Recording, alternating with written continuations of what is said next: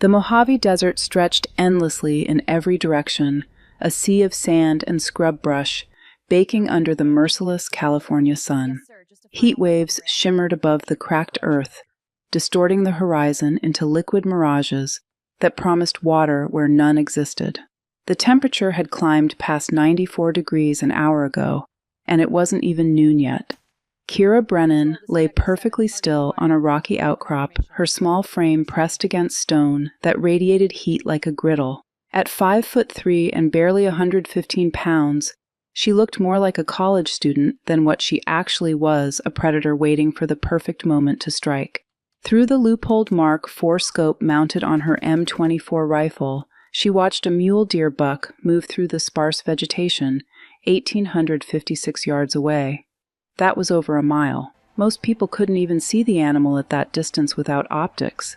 Kira could put a bullet through its skull. The rifle itself was a relic. Manufactured in 1991, it had seen combat in Desert Storm Somalia and a dozen classified operations that would never appear in any official record.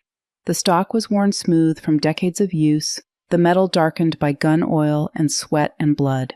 Serial number ST3-0847, issued to Chief William Hawk Brennan of SEAL Team 3 on January 15, 1991, 3 months before the liberation of Kuwait, Kira's grandfather. The buck stopped, lifted its head, tested the wind.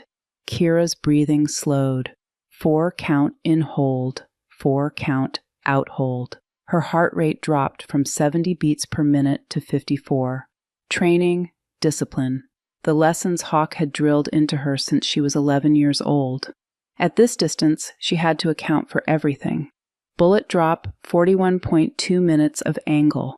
Wind drift, the breeze was gusting at 12 miles per hour from her 4 o'clock position, call it 3.8 MOA of correction. Temperature, the heat would expand, the propellant, increase the muzzle velocity slightly, maybe 0.2 MOA adjustment. Altitude 4,000 feet above sea level, thinner air, less resistance. And then there was the Coriolis effect, the rotation of the Earth itself pulling the bullet slightly right. 4 MOA. She made the calculations in 3 seconds. Math that would take most people a calculator and 5 minutes. Hawk had made her do it in her head over and over until the numbers became instinct. The crosshairs settled on a spot 2 feet above the buck's head and 18 inches to the left, not where the animal was, where the bullet would be when physics and time and distance all converged into a single moment of absolute precision. Kira's finger rested on the trigger, not pulling, not yet, just there, waiting for the space between heartbeats. Thump, thump, wait, thump, thump, now. She squeezed.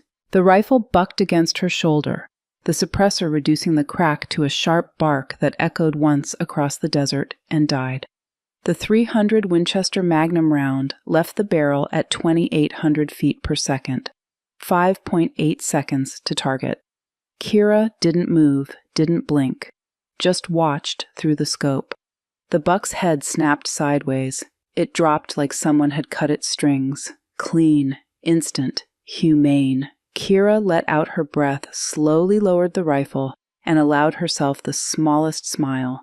Her grandfather's voice echoed in her memory, rough as gravel and warm as summer. At that range, Kira girl, you're not shooting where the target is. You're shooting where God and physics say it's going to be. And if you've done everything right, they'll both be in the same place, she whispered to the desert wind. Got it in one, Grandpa, just like you taught me. That had been 3 months ago. 3 months before everything changed. Naval Base San Diego sprawled across hundreds of acres of prime California coastline, home to the largest concentration of naval power on the West Coast. Destroyers, cruisers, amphibious assault ships, and submarines lined the piers like sleeping giants. And somewhere in the maze of administrative buildings, training facilities, and operational compounds was the headquarters of Naval Special Warfare Command, the SEALs. Kira Brennan walked through the gates at 07:30 on a Monday morning in April, just like she had every weekday for the past 3 years. She wore civilian clothes, jeans, a plain gray t-shirt, and a blue windbreaker with her contractor ID clipped to the pocket.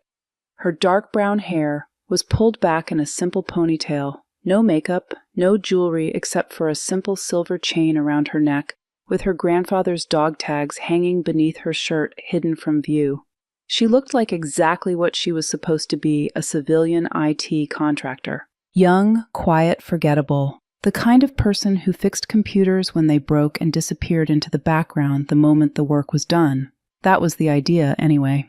The Naval Special Warfare Center occupied a secured compound within the larger base. More fences, more checkpoints, more guards with M4 rifles and hard eyes that assessed every person who walked through their gates. Kira nodded to the Marine corporal at the entry control point. He'd seen her 100 times before. "Morning, Miss Brennan." "Morning, Corporal." He waved her through without checking her bag. She headed for Building 7, a nondescript 3-story structure that housed the administrative and support offices. Her domain. The IT department was on the second floor, a cluster of cubicles and server rooms that hummed with the white noise of cooling fans and air conditioning. Kira's desk was in the corner, deliberately positioned where she could see both exits and had her back to a solid wall. Old habits. Hawk's lessons. Always know where the exits are. Never sit with your back to a door. Her supervisor, a retired Navy chief named Patterson, looked up from his computer as she walked in. "Morning, Kira. We've got a laptop down in Building 3. Lieutenant says it won't connect to the network." "I'll take care of it." She grabbed her toolkit, a backpack filled with cables, diagnostic tools, and a portable hard drive, and headed back out. Building 3 was the Special Warfare Training Facility where SEAL candidates and operators went through continuous training cycles. Kira had been there dozens of times. The place always smelled like gun oil and sweat. Lieutenant Wade Garrett was in one of the small offices on the first floor, frowning at his laptop, like it had personally offended him. He was 34, broad-shouldered, with the kind of casual confidence that came from knowing he was one of the best-trained warriors on the planet. SEAL Team 7. 2 deployments to Afghanistan, 1 to Syria, call sign Crusher. He looked up when Kira knocked on the open door. His expression shifted from frustration to something else. Amusement, maybe, or condescension. It was hard to tell the difference sometimes. "Hey, you're from IT, right?" Kira kept her face neutral. "Yes, sir. I hear you're having network issues." "Yeah, this thing won't connect to anything. I've got a brief in 30 minutes and I need to pull up some files." He gestured at the laptop. "Can you work your magic?" She sat down, pulled up a chair. The problem was immediately obvious. Someone had disabled the wireless adapter in the device manager, probably accidentally hunting around in settings they didn't understand. 2 clicks and it was fixed. "You're all set, sir." Garrett blinked. "That's it?" What was wrong with it? "The wireless adapter was disabled. It happens sometimes." She started packing up her tools. "Wait, that's all." He laughed, shook his head. "Man, I felt like an idiot calling it for that." "No problem, sir. That's what we're here for." As she turned to leave, Garrett called after her. "Hey, what's your name?" "Kira Brennan." "Well, thanks, Kira. You saved my ass," he grinned. "You know you should come out to the range sometime. See what we do here. Might be more exciting than fixing computers all day." Kira paused at the door, looked back at him. For just a moment, she considered telling him that she'd probably logged more trigger time than half his team, that she could outshoot most of the instructors on this base, that the rifle locked in the trunk of her car right now had more combat experience than he'd see in his entire career. Instead, she smiled politely. "Maybe someday, sir. Thanks for the offer." She walked away, leaving Garrett to his brief and his casual dismissal of the IT girl who'd fixed his computer. It was always like this. She'd learned to accept it.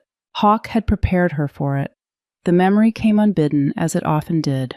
Kira was 11 years old, standing in the living room of Hawk's cabin in Lake Arrowhead.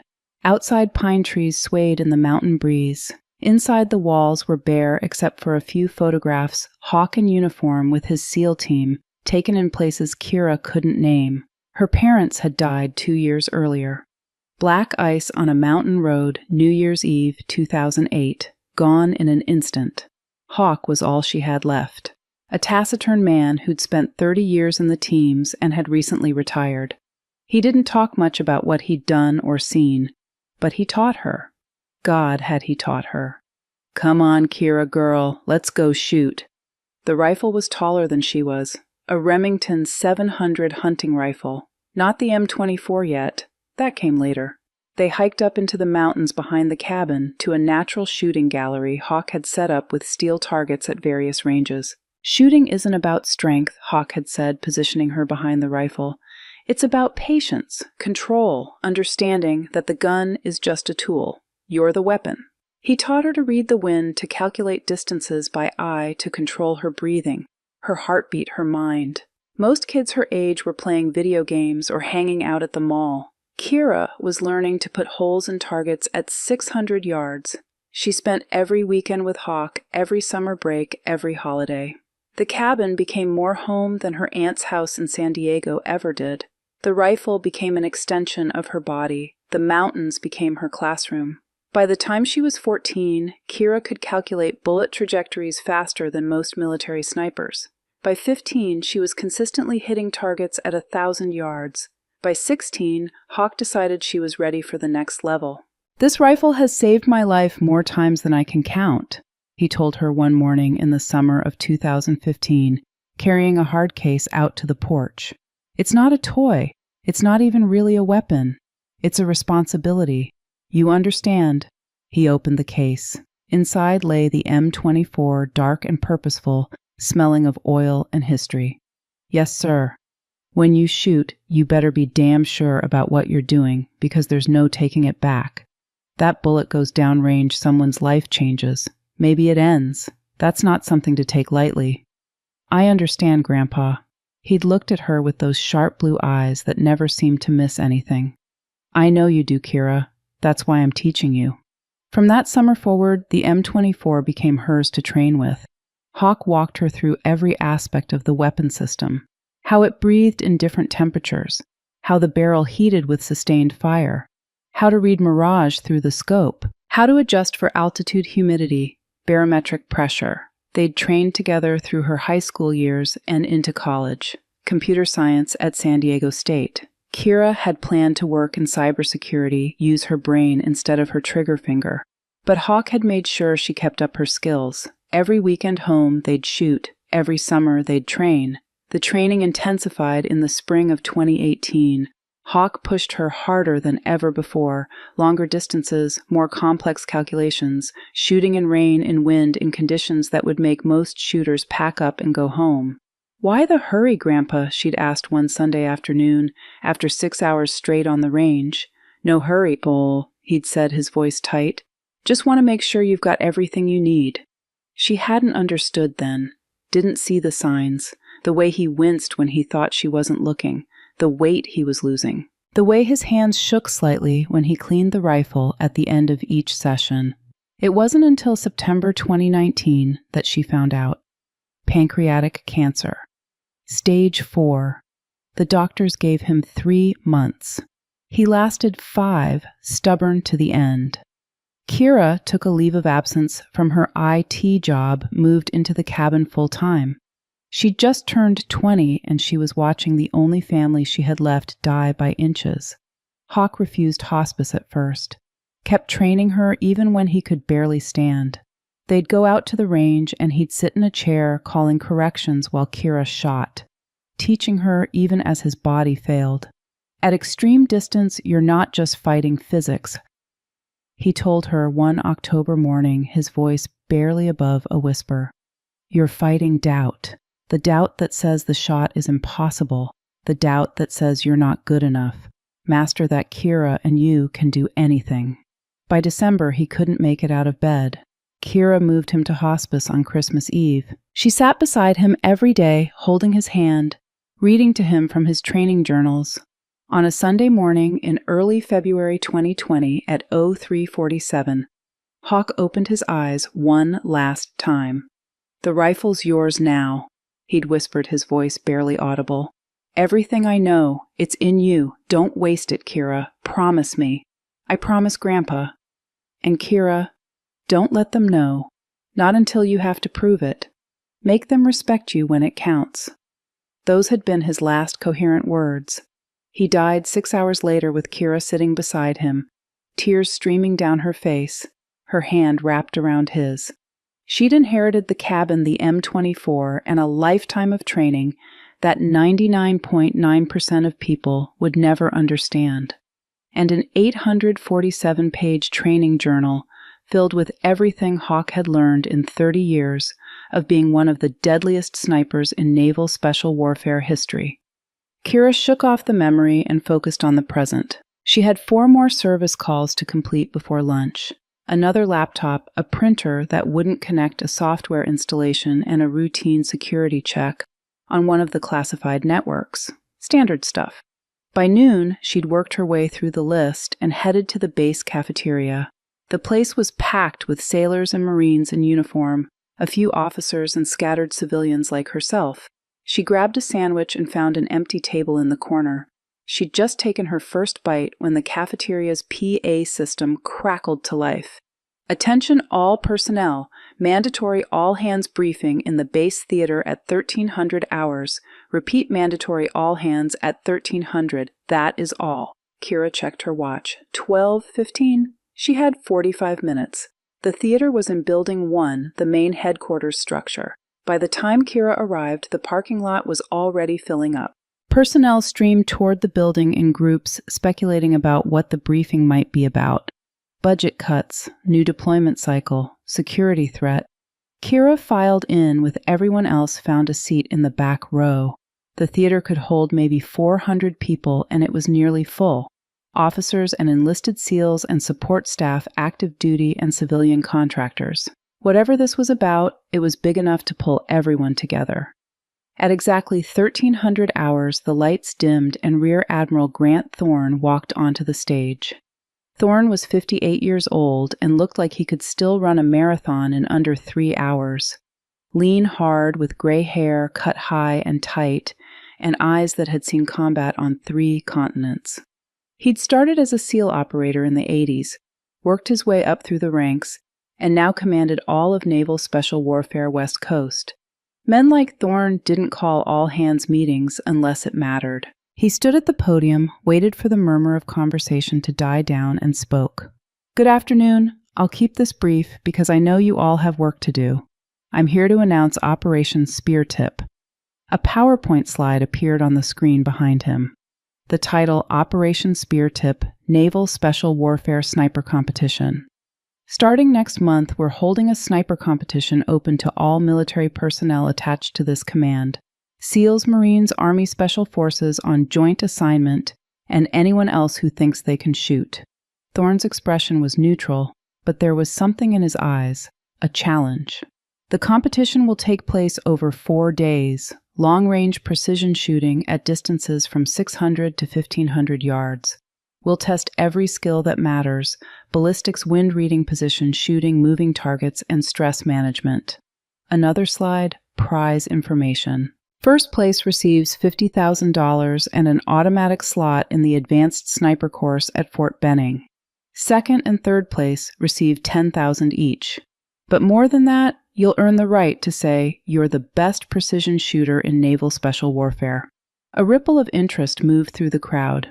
$50,000 was serious money, and the Advanced Sniper course was considered the pinnacle of long-range shooting instruction in the United States military. Thorne waited for the murmurs to subside. Now here's the interesting part. This competition is open to everyone on this base, military and civilian. If you work here, you can register. I don't care if you're a SEAL team operator or a supply clerk or an IT contractor. If you can shoot, you can compete. The room erupted. Kira heard laughter from the SEALs sitting a few rows ahead of her. One of them, she recognized Lieutenant Garrett from this morning, turned to his buddy and said loudly enough for half the room to hear, "Can you imagine some supply clerk trying to compete with operators? This is going to be comedy gold." His friend grinned. "My money's on some boot lieutenant who thinks Call of Duty counts as training." More laughter. Thorne let it run for a moment, then raised his hand. Silence fell instantly. "I know what some of you are thinking, that this is a waste of time, that only the special operations community has a chance.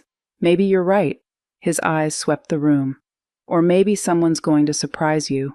Registration opens tomorrow at 0800. Competition starts in 3 weeks. If you want in, talk to your chain of command. He paused, seemed to consider saying something else, then just nodded. That's all. Dismissed. The theater emptied in a controlled chaos of conversations and speculation. Waste of time for anyone who's not an operator. Probably just Thorne's way of boosting morale. Bet you $20 no civilian even registers. Kira stayed in her seat, watching people file out. She could hear fragments of conversation, the mockery, the casual dismissal of anyone who wasn't a SEAL or a Marine Scout sniper. She thought about that buck in the Mojave, about 1,856 yards, about 5.8 seconds of flight time and math that she could do faster than most people could read. She thought about Hawk's voice. Don't let them know, not until you have to prove it. Maybe it was time to prove it. Kira stood up, made her way against the flow of people leaving, and headed toward the front of the theater. Thorne was gathering his notes from the podium, talking with a couple of senior chiefs. She waited until they finished, then approached. Thorne looked up, saw her, and his expression was politely neutral. He didn't know her. Why would he? She was just another contractor. Sir, I'd like to register for the competition. Thorne studied her for a moment. Kira was suddenly very aware of how young she must look to him. 27, barely over 5 feet, 115 pounds. The guy probably had combat boots that weighed more than her. What's your name, Miss? Kira Brennan, sir. Something flickered across Thorne's face. Just for an instant, like he'd heard a ghost whisper. Brennan, he repeated softly. Then louder. You're a contractor, correct? Yes, sir. IT department. Have you shot competitively before? No, sir. Do you own a rifle? Yes, sir. What kind? Kira met his eyes. This was it, the moment she stopped being invisible. M24 SWS, sir. Chambered in .300 Winchester Magnum, serial number ST3-0847. Now Thorne's expression definitely changed. The M24 wasn't a civilian rifle. It was military issue, specifically SEAL issue. Where did you get an M24? It was my grandfather's, sir. And what was your grandfather's name? Kira took a breath. This was it. Chief William Brennan, sir, SEAL Team 3, 1983 to 2013, call sign Hawk. The silence that followed felt like it lasted an hour. Thorne stared at her like he'd just seen a dead man walk through the wall. Hawk Brennan, he said finally, his voice rough. Hawk Brennan was your grandfather. Yes, sir. Thorne set down his notes very carefully.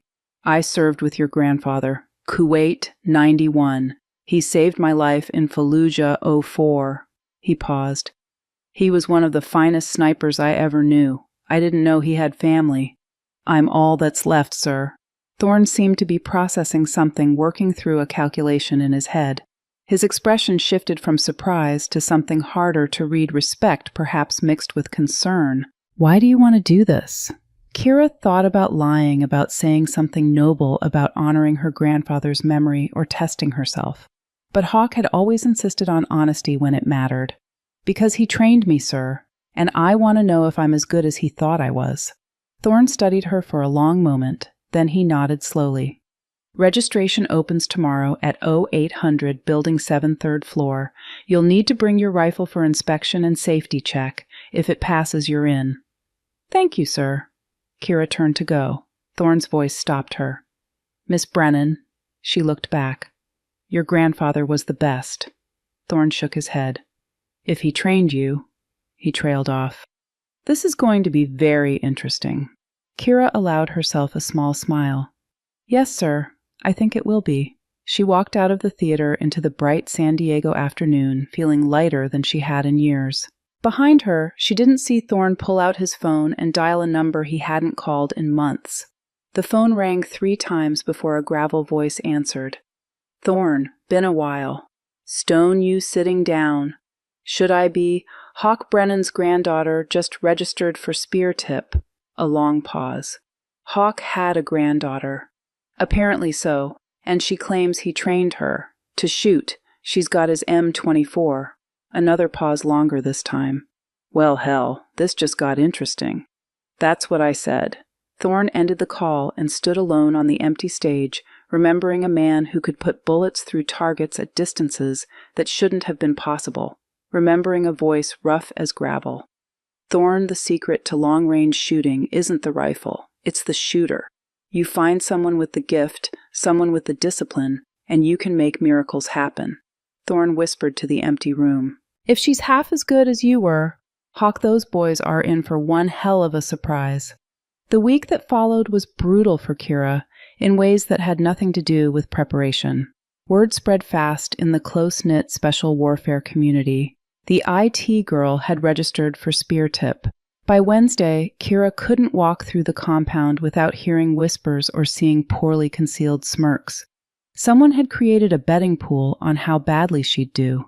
The over-under was whether she'd quit before the competition started or make it through the first day. Current odds were 10-1 that she wouldn't even show up Saturday morning. Lieutenant Garrett was particularly amused. He caught up with Kira in the hallway outside Building 7 on Thursday morning, flanked by two of his teammates. "Hey, Kira, heard you registered for the shoot?" His grin was wide and not particularly kind. "That's really brave of you." "Thank you, sir." "No, seriously. Most people would be embarrassed to go up against SEALs when they don't have the training. But you're going for it. That's confidence, or something." His buddies behind him laughed. Kira kept her expression neutral. "I guess we'll see, sir." "Yeah, we will." He paused. "Hey, tell you what, I'll make you a deal. You make it into the top 30, I'll buy you dinner, because that would mean the entire bottom 20 shooters didn't show up." More laughter. Kira could feel anger building in her chest, hot and sharp, but Hawk's voice was there steady and calm. "Let them talk, Kira girl. Words don't mean a damn thing. It's what you do when it counts that matters." "I appreciate the offer, sir. Maybe I'll take you up on that." She walked away, leaving Garrett and his friends to their jokes. That night in her apartment, Kira took out Hawk's training journal. 847 pages of handwritten notes, diagrams, calculations, and wisdom accumulated over 30 years of being one of the deadliest snipers in naval special warfare history. She turned to the last entry written 3 weeks before he died. His handwriting was shaky, but still legible. "Kira, if you're reading this, I'm gone. I'm sorry I won't be there to see what you become, but I know what you are. You have the gift, the patience, the mind for numbers and wind and distance. You're better than I ever was at your age. Maybe better than I ever got. Don't let anyone tell you different. Don't let them make you small because they can't imagine someone like you doing what you do. When the moment comes, and it will come, trust your training. Trust yourself. Make them see what I've always seen. You're not shooting to prove anything to them. You're shooting to prove it to yourself. That's all that matters. I love you, Kira girl. Make me proud. Hawk." Kira closed the journal, wiped her eyes, and looked at the clock. 9 p.m. Too early to sleep, too late to do anything productive. She grabbed her keys and drove north, to Lake Arrowhead, to Hawk's cabin, to home. She arrived just after midnight, exhausted but wired.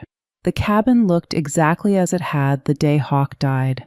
Simple 2-bedroom structure on 3 acres of pine forest. Most people who visited never knew about the basement. Hawk had built it himself in the early 90s, dug into the hillside, accessible only through a hidden door in the floor of the master bedroom closet. He'd shown it to Kira when she was 12, made her swear never to tell anyone. "This is where I keep what matters," he'd said. "Where I come to remember, where I come to practice. Someday it'll be yours." Kira descended the wooden stairs into her grandfather's sanctuary. The room was 20 feet by 30, concrete walls ventilated, temperature controlled. On one wall hung a dozen photographs Hawk with his SEAL team in various locations around the world, most of them still classified even now. Kuwait, Somalia, Iraq, Afghanistan. Places Kira recognized from news reports, but Hawk had never talked about. On another wall, detailed ballistics charts, wind tables, and range cards for locations from desert plateaus to mountain ridges to urban environments. Every chart in Hawk's precise handwriting refined over decades of practice, and in the center of the room on a workbench built from solid oak space for the M24. Kira set the rifle down gently, almost reverently. Then she began the ritual. Strip, inspect, clean, lubricate, reassemble. She'd done it 1,000 times. Hawk had made her do it blindfolded when she was 15 until she could field strip and reassemble the M24 in under 60 seconds without sight. Tonight, with the lights on, she took her time. 43 seconds. SEAL standard was 60. She'd been beating it since she was 16. The rifle was more than just a tool. It was a connection to the man who'd raised her, taught her, shaped her into something most people would never understand. Every scratch on the stock had a story. The deep gouge on the left side from when Hawk had dropped it, jumping from a helicopter in Somalia. The wear pattern on the grip from 30 years of Hawk's hand in exactly the same position, shot after shot. The slight discoloration on the barrel from the day Hawk had fired 70 rounds in Afghanistan, suppressing an enemy position for 6 hours straight while his team evacuated wounded. This rifle had spoken in 15 countries, in deserts and jungles and mountains, in the hands of one of the best snipers who'd ever lived. Now it was hers. Her turn to prove it wasn't just the rifle that made the shooter. Kira mounted the rifle on a lead sled rest, looked through the scope at a target she'd mounted on the far wall of the basement. 20 feet away, a small circle 3 inches in diameter marked with a black Sharpie. She dry-fired, pulling the trigger with no ammunition, just to practice the mechanics. The click of the firing pin striking empty space echoed in the concrete room. 100 times, then 100 more, then another 100, breathing. 4 count in hold, 4 count out. Between heartbeats, every single time. Trigger press, smooth, steady pressure. No jerking, no anticipation. Just a gradual increase until the firing pin released. By 3 in the morning, her trigger finger was steady as stone, and her breathing was automatic. Her body knew what to do without her conscious mind directing it. Muscle memory built over thousands of hours, tens of thousands of repetitions. Hawk's voice echoed in the concrete room, a memory so vivid it was almost real. Perfect practice makes perfect performance. Every trigger pull is either training you to do it right or training you to do it wrong. There is no neutral. Choose wisely. Kira chose wisely. She always had. Finally, as dawn began to break over the mountains, she set the rifle down and climbed the stairs. She had to be at work in 4 hours, had to maintain the illusion of being just another IT contractor. But first, she allowed herself a moment on the cabin's front porch, watching the sun rise over Lake Arrowhead, the same porch where Hawk had taught her to read the wind when she was 11, where he'd shown her how to calculate distance by eye using the mil-dot reticle, where he'd passed on 30 years of knowledge that most people would kill to possess. The lake was perfectly still, a mirror reflecting the pine trees and the lightening sky. A family of ducks paddled near the shore, leaving V-shaped wakes behind them. Somewhere in the distance, a fish jumped the splash carrying across the water. Kira whispered to the morning air, "Saturday, Grandpa. That's when I show them what you made." The wind carried her words away across the lake, and somewhere, maybe everywhere, Hawk Brennan smiled. Saturday morning arrived with clear skies and a gentle breeze from the west. Competition day, the first of 4 that would determine who was the best precision shooter in naval special warfare. Kira woke at 0400-2, wired to sleep. She ran 5 miles through the quiet streets of Pacific Beach, ate a high-protein breakfast of scrambled eggs and wheat toast, and went through her pre-competition checklist twice. Rifle cleaned and function checked. Ammunition inspected 50 rounds of Hawk's hand-loaded .300 Winchester Magnum, each one weighed and measured to perfection. Equipment packed and organized, rangefinder, Kestrel weather meter, spotting scope, shooting mat, rear bag, everything perfect. The drive to Naval Base San Diego felt different this time. This was the moment. The day she stopped being invisible. She arrived at 06:30, 30 minutes early. The main range complex was already busy. 50 competitors had registered, and most of them were there checking equipment, talking strategy, sizing up the competition. Kira recognized at least 30 SEALs, their bearing unmistakable, even in civilian shooting clothes. A dozen Marines identifiable by their high and tight haircuts and the way they moved with controlled aggression. 5 Army Rangers on joint assignment, slightly older, more weathered, and a handful of others she didn't know, Navy EOD techs maybe, or Air Force PJs. And then there was her, the only woman, the only civilian, the only person who looked like they should be serving coffee instead of shooting rifles. She parked her truck, grabbed her gear, and headed toward the check-in table. The Marine sergeant running registration looked up, saw her, and blinked. "Can I help you, ma'am?" "Kira Brennan, I'm registered." He checked his list, found her name, nodded slowly. "Yes, ma'am. I'll need to see your rifle for safety inspection." Kira set the case on the table, opened it. The sergeant's eyes widened. "That's an M24. "Yes." Where did you get that?" "It belonged to my grandfather, Chief William Brennan, SEAL Team 3. The sergeant's expression shifted from surprise to something like respect. "I've heard of him, Hawk Brennan. Is it true he could shoot 1,800 yards, 2,000 on a good day?" The sergeant whistled low. "Well, ma'am, if you're even half as good as he was." He inspected the rifle, checked the serial number against a database on his tablet, and handed her a competition packet. "You're all set. Lane assignments are in there. First relay starts at 0800. "Thank you, Sergeant." Kira found an empty bench away from the main groups and began her pre-competition ritual. She'd practiced the sequence 10,000 times. Set up rifle, check scope, confirm 0, prepare ammunition, breathe. She was loading magazines when a shadow fell across the bench. Kira looked up into the weathered face of a man in his mid-40s, built like a truck with eyes that had seen more than most people could imagine. He wore jeans and a faded Navy t-shirt, but his posture screamed military. Master Chief Derek Stone, 23 years in the teams, multiple deployments to every hotspot from the Balkans to Syria, and according to the competition roster she'd studied online, the odds-on favorite to win spear tip. "You're Brennan's granddaughter," Stone said. It wasn't a question. "Yes, Master Chief." "Hawk trained you?" "Yes." Stone studied her for a long moment, his expression unreadable. "Thorne called me, told me you registered. I didn't believe him at first. Thought maybe you were related to Hawk, but just wanted to shoot for fun, honor his memory." He paused. "Then I did some checking. Found out you've been coming to this base for 3 years, working IT. Never mentioned who your grandfather was, never went near the ranges, just fixed computers and disappeared." Kira waited. There was more coming. "That's what Hawk would have done. Keep your head down. Don't show your hand until you have to." Stone's expression softened slightly. "He saved my life. Iraq 06. I was pinned down in Ramadi. 3 insurgents had me dead to rights in a kill zone.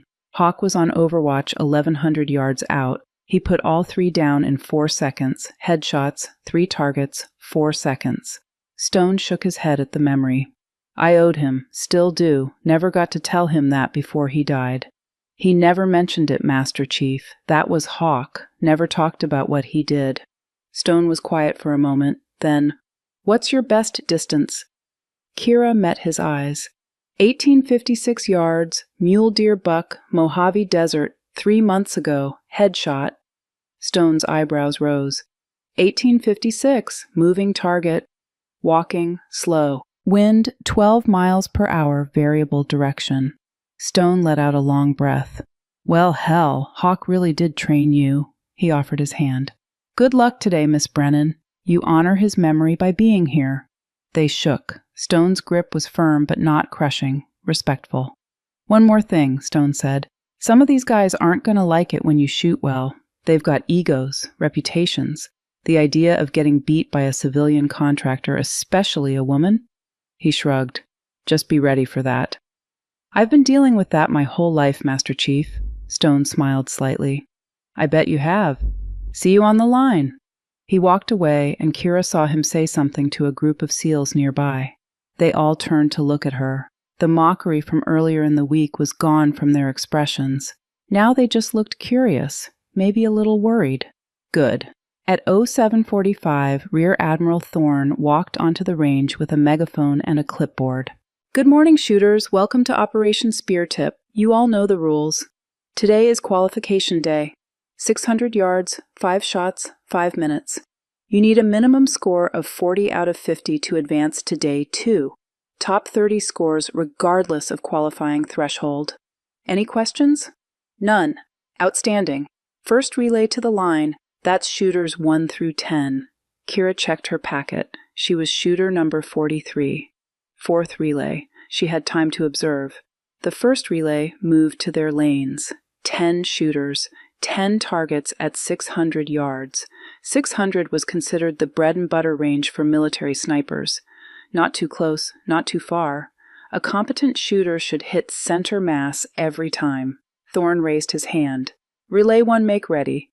The sound of bolts sliding home magazines, seating safeties clicking off. A symphony of mechanical precision. "Relay 1, commence firing." 10 rifles spoke almost simultaneously, the reports overlapping into a sustained crackle of gunfire. Kira watched through her spotting scope, evaluating each shooter's performance. 8 hits, center mass, 1 hit low and right, probably insufficient elevation adjustment. 1 complete miss, wide left wind miscalculation or trigger jerk. The firing continued, 5 shots each, 60 seconds apart, methodical, professional. When it was done, the scores were posted on a digital board visible to everyone. 3 perfect scores in the first relay. Stone was one of them. Kira wasn't surprised. These were SEALs. 600 yards was their neighborhood. Relays 2 and 3 followed. More perfect scores, more near-perfect scores. A handful of shooters eliminated already their faces tight with embarrassment as they packed up their gear. By the time the fourth relay was called, 27 shooters had posted scores. 15 of them had perfect 50s. This was going to be a high-level competition. "Relay 4 to the line." Kira stood, gathered her rifle and equipment, and walked to lane 43. She could feel eyes on her, hear whispers. The betting pool was probably very active right now. She set up her shooting position. Prone, bipod deployed, rifle solid, scope adjusted for 600 yards. She'd shot this distance 10,000 times. This was nothing. She settled behind the rifle, got her natural point of aim, and waited. Thorne's voice. "Relay 4, make ready." Kira chambered around, felt the bolt slide home with mechanical precision. Safety off, crosshairs on target, breathing steady, 4 count in, hold, 4 count out, heart rate dropping, 70 beats per minute, 65, 60, 58. "Relay 4, commence firing." Everything else disappeared. The crowd, the cameras, the other shooters. There was only the scope, the reticle, the target 600 yards away. Kira's first shot broke clean. The rifle pushed back into her shoulder with familiar authority. Through the scope, she saw the bullet impact dead center. A tiny puff of white paint from the target face. She worked the bolt, chambering the next round. Second shot, same sight picture, same breathing, same trigger press, dead center. Third round, dead center. Fourth round, dead center. Fifth round, dead center. Kira made the rifle safe, stood up, and waited for the scores. The board updated, shooter 43, 50-50. Perfect. She heard someone nearby say, "Holy shit, the IT girl just shot perfect." Another voice, "Beginner's luck. A third 5 for 5 center mass at 600. That's not luck."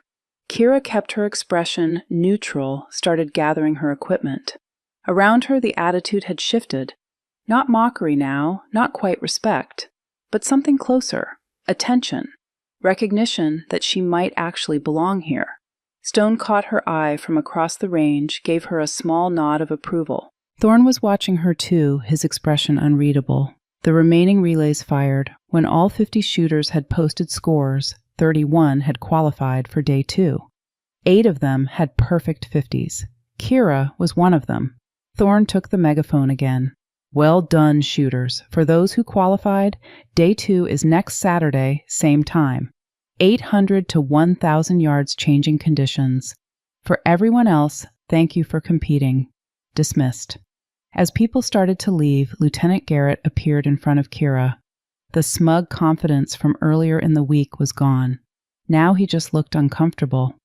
So, Kira, that was some good shooting. Thank you, sir. I guess I underestimated you. Most people do, sir. She shouldered her rifle case. See you next week. She walked away, leaving Garrett standing there looking like he'd just been politely slapped. Kira made it to her truck before she allowed herself to smile. Hawk's voice in her head warm and proud. First step, Kira girl. Let them see you're serious. Now comes the real work. She drove home to Lake Arrowhead, cleaned her rifle with meticulous care, and prepared for day 2. 600 yards was the warm-up. The real competition was just beginning. The week between day 1 and day 2 of Operation Spear Tip moved like a dream for Kira Brennan. Or maybe a nightmare, depending on how you looked at it. Monday morning, she arrived at work to find her desk covered with printouts. Someone had pulled up the competition scores from Saturday and highlighted her name. Shooter 43, Kira Brennan, 50 out of 50. One of only 8 perfect scores in a field that included some of the best snipers in the United States military. The note attached said simply, "Not bad for an IT girl." Kira didn't know if it was meant as a compliment or a challenge. Probably both. She filed the papers away and got to work. She had computers to fix networks to maintain, and a life to live that existed outside of 15 seconds on a firing line. But the world had shifted. People who'd never spoken to her before nodded when she walked past. A SEAL she'd never met held the door for her at the cafeteria said, "Nice shooting Saturday," as she walked through. The Marine corporal at the gate gave her a fist bump on Tuesday morning. "Heard you lit it up on Saturday, Miss Brennan. Way to represent." It was surreal. 7 days ago, she was invisible. Now she was the curiosity, the anomaly, the girl who could shoot. Not everyone was thrilled about it. Garrett avoided her completely. When she had to service a computer in his building on Tuesday afternoon, he suddenly remembered an urgent meeting elsewhere. His buddies were less subtle. Kira overheard one of them in the hallway Wednesday morning. "Probably beginner's luck. Wait till they get to the real distances, 800, 1,000 yards. She'll crack. Wind reading at that range is completely different." "I don't know, man. 5 for 5 center mass. That's not luck. It's 600 yards. My grandmother could hit center mass at 600. Kira kept walking, kept her face neutral. Let them talk. Wednesday evening her phone rang. Unknown number. She almost didn't answer, but something made her pick up. "Miss Brennan."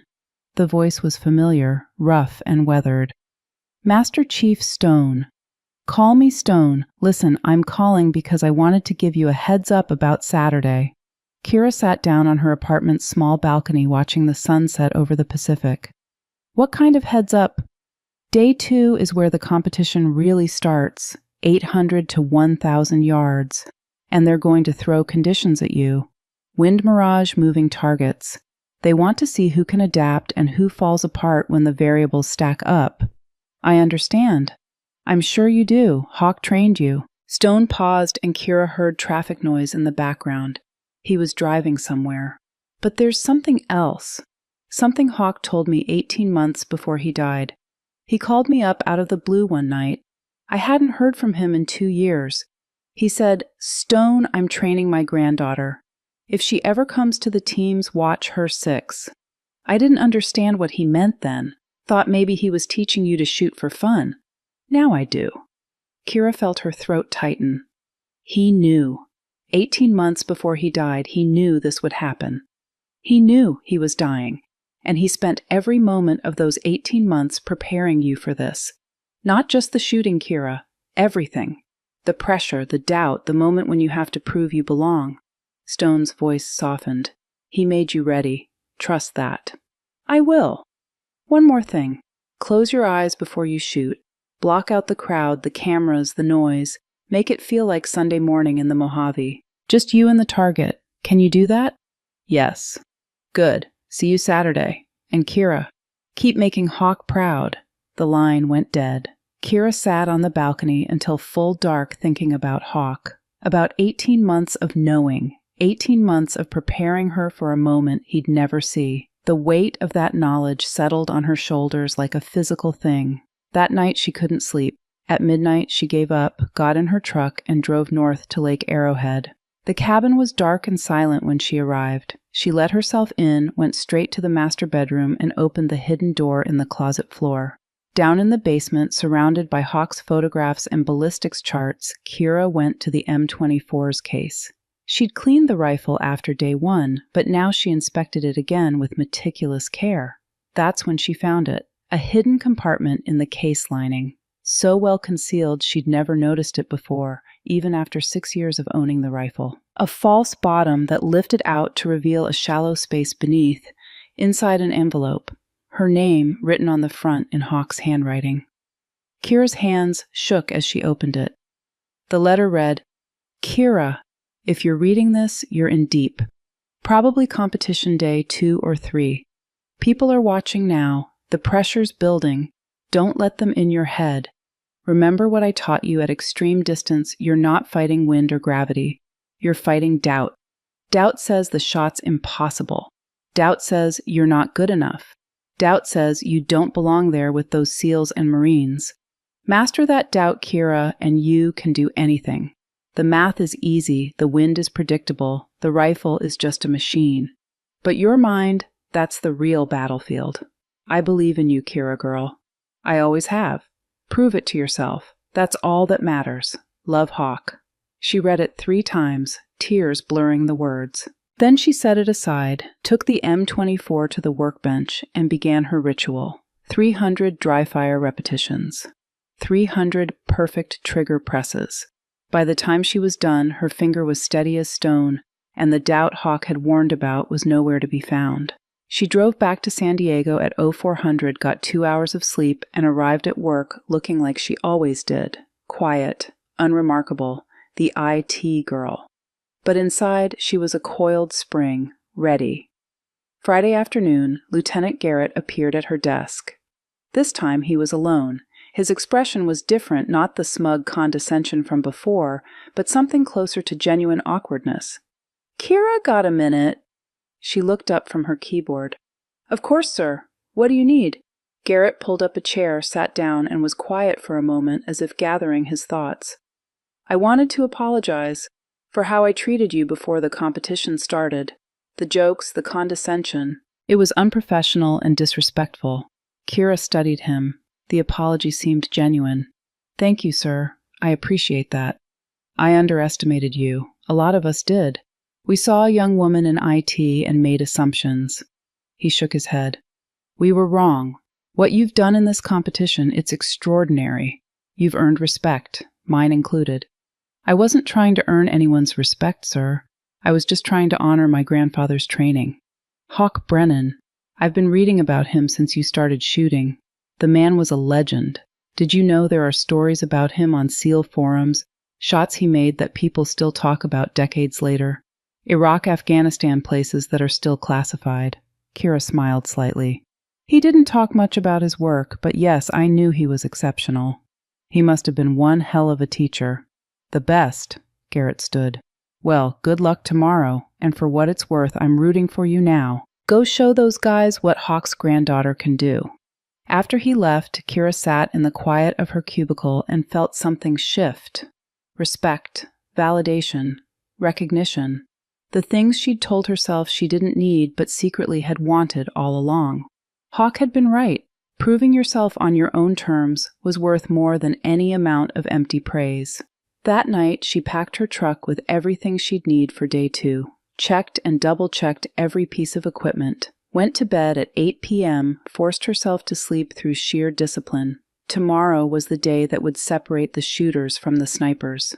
Saturday morning arrived cold and clear. Kira woke at 0500, ran 3 miles along the beach, ate a high-protein breakfast, and drank 2 bottles of water.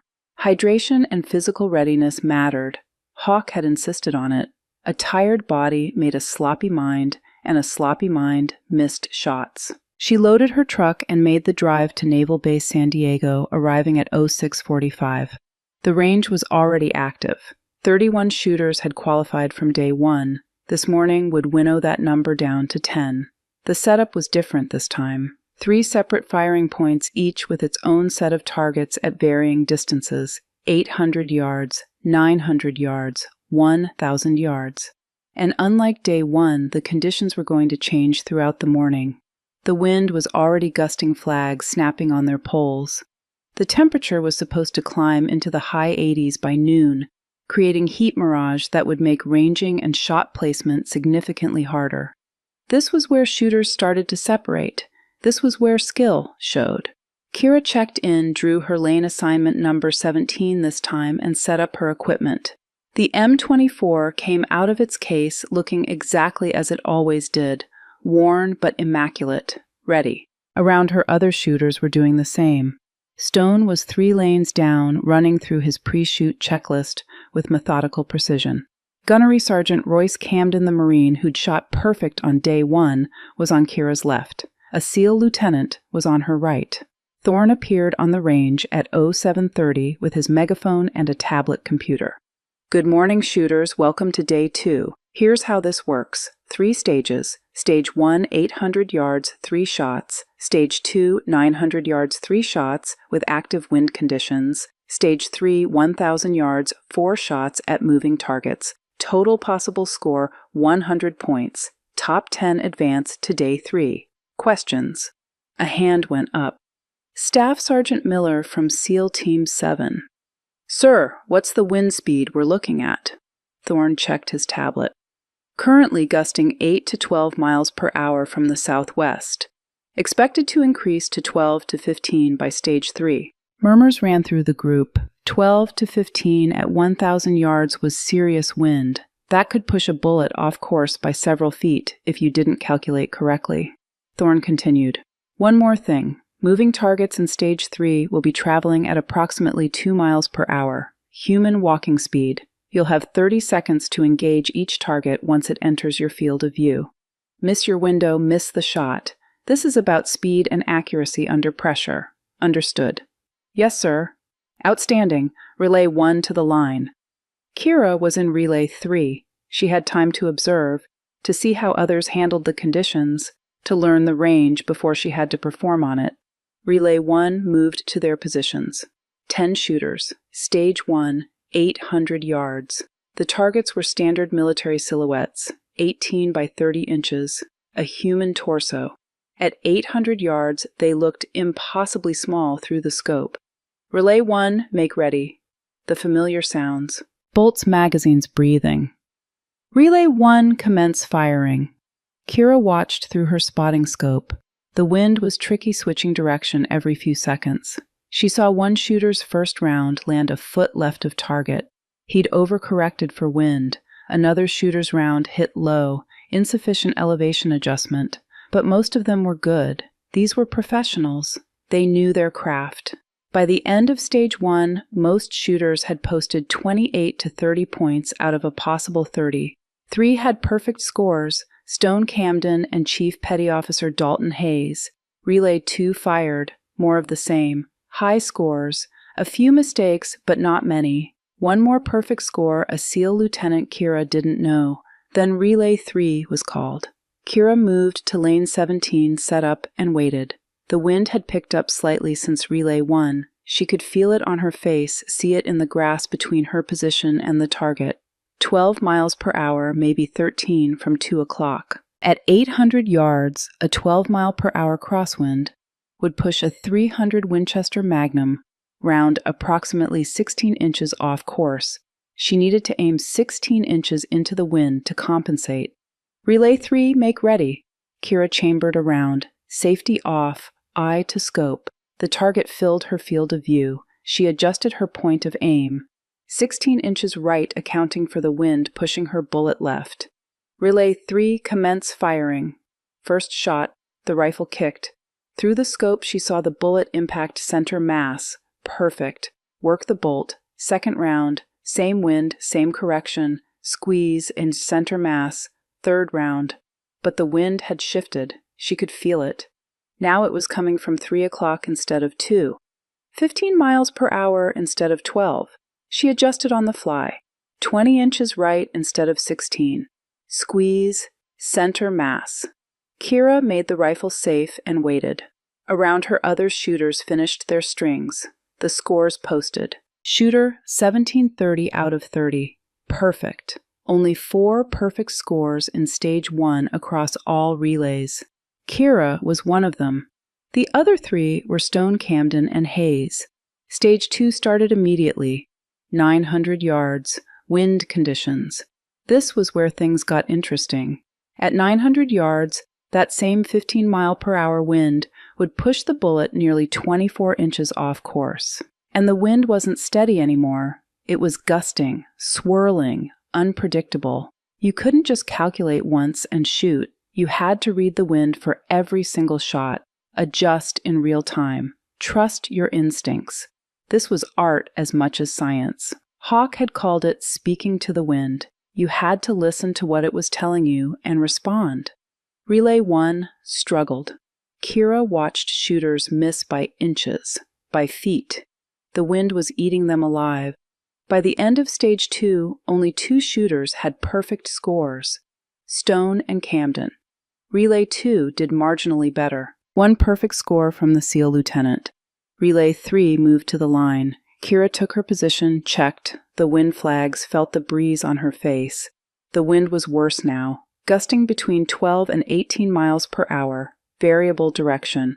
This was going to require every bit of skill Hawk had drilled into her.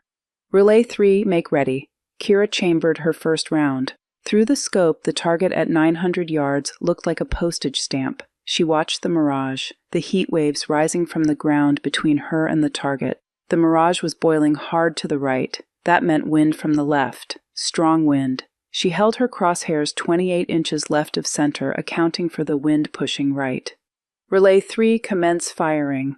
First shot, the recoil, the weight, impact, dead center. But she didn't have time to celebrate. The wind had already changed. Now it was coming from behind her, quartering from 7 o'clock. That would give her bullet a tailwind, slightly increase its velocity and push it right and high. Second shot, adjust. Aim low left to compensate. Squeeze, dead center. Third shot, wind shift again, now straight crosswind from 9 o'clock. Kira made her correction, aimed right and fired. Dead center, perfect. 30 out of 30. The scores posted. Only 3 perfect scores in Stage 2 across all relays. Stone, Camden, and Kira Brennan. Kira heard someone behind her say, "Jesus Christ, she's for real." Stage 3 was the crucible. 1,000 yards, moving targets, 4 shots, 30 seconds per target. This was where Day 2 would be decided. Thorne explained the scenario in detail.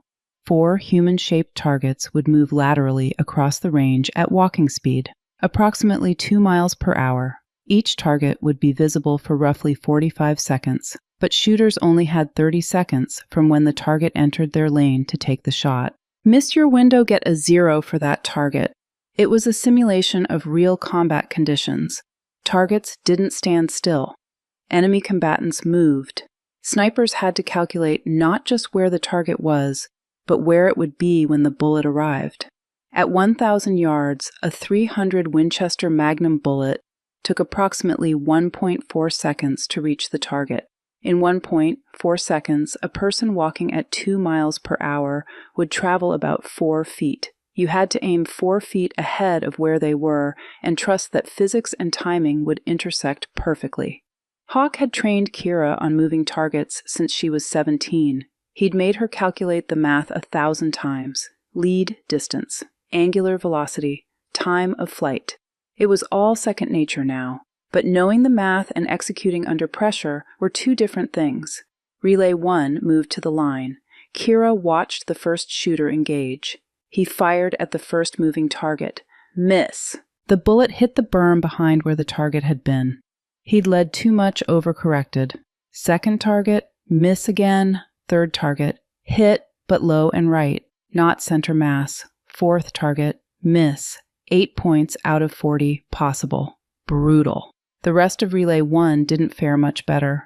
Moving targets at 1,000 yards with variable wind was nightmare fuel. Only 3 shooters out of 10 managed more than 20 points. The highest score was Hayes with 32 out of 40. 3 hits, center mass, 1 miss. Relay 2 showed similar results. Even experienced SEAL snipers were struggling with the complexity of the shot. Stone posted 36 out of 40, 3 perfect hits, 1 miss when the wind shifted mid-engagement. Camden managed 32. The SEAL lieutenant who'd been shooting well all morning got 24, 2 hits, 2 misses. By the time Relay 3 was called, the pressure was immense.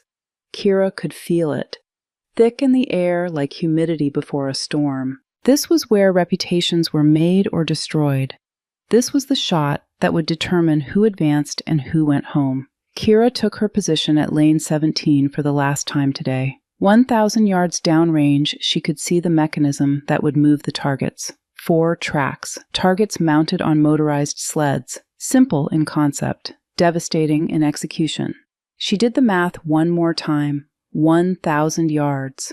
Bullet flight time 1.4 seconds. Target speed 2 miles per hour equals 3 feet per second. Distance traveled during flight 4.2 feet. Add wind correction. 15 mile per hour crosswind would push the bullet 32 inches right. So she needed to aim 4.2 feet ahead of the target and 32 inches left of center to account for drift. 4 feet ahead, 32 inches left. Trust the math, trust the training. Relay 3, make ready. First target will begin movement in 10 seconds. Kira chambered around, found her natural point of aim controlled. Her breathing slowed her heart rate, became still. The first target began moving, left to right across her field of view, walking speed, steady pace. Kira tracked it with her scope, letting it move ahead, calculating the lead distance.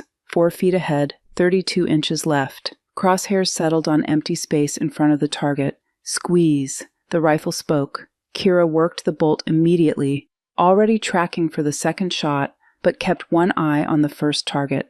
1.4 seconds. Impact. Center mass. The target shuddered from the hit, but kept moving on its track. No time to celebrate. Second target already moving. Right to left this time, which meant she had to lead in the opposite direction and adjust for wind pushing the other way. 4 feet ahead, 32 inches right this time. Squeeze, work the bolt, impact, center mass, third target, left to right again. But the wind had picked up. She could feel it stronger now. 18 miles per hour. That changed the math. 38 inches of drift instead of 32. 4 feet ahead, 38 inches left. Squeeze, work the bolt, impact, center mass, fourth and final target, right to left, wind still strong. Kira was in a rhythm now. The rifle an extension of her body, the calculations happening faster than conscious thought. This was what Hawk had trained her for. This was what 10,000 hours of practice had built. 4 feet ahead, 38 inches right. Squeeze. The rifle kicked one last time. Kira didn't need to check. She knew. The same way a baseball player knows when they've hit a home run before the ball clears the fence. You can feel it in your bones when everything is perfect. Impact. Center mass. Kira made the rifle safe, set it down gently, and allowed herself to breathe. 4 for 4. Perfect score on the hardest stage of the competition so far. The scores posted. The range fell silent. Shooter 1740 out of 40. The only perfect score in Stage 3. The only perfect score across all 3 stages of Day 2.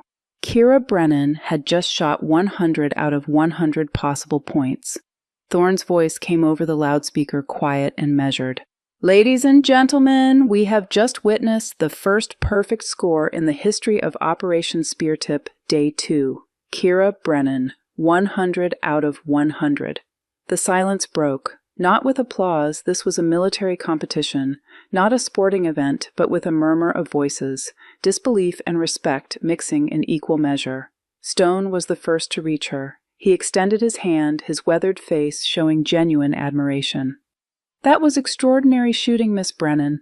I've been doing this for 20 years, and I've never seen anyone shoot moving targets like that at 1,000 yards. Hawk trained you to be better than the rest of us. You just proved he succeeded.